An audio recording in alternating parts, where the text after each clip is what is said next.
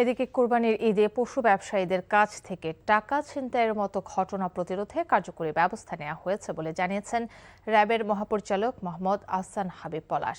একই সঙ্গে হাটগুলোতে নগদ লেনদেনের পরিহার করে ক্যাশলেস বা কার্ডের মাধ্যমে মূল্য পরিশোধে উৎসাহিত করার কথাও বলেন তিনি।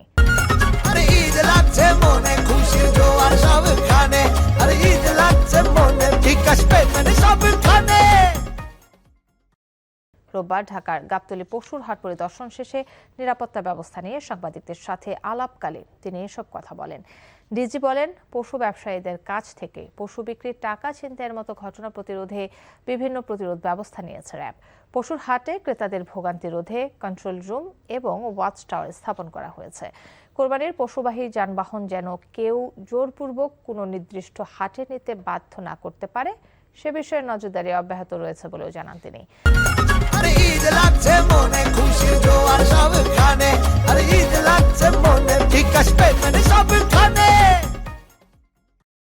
জাল টাকা প্রতিরোধ এবং শনাক্তে প্রয়োজনীয় সরঞ্জাম প্রস্তুত রাখা সহ জাল টাকা উৎপাদনকারীদের বিরুদ্ধে অভিযান অব্যাহত রয়েছে বলে জানান র্যাব মহাপরিচালক।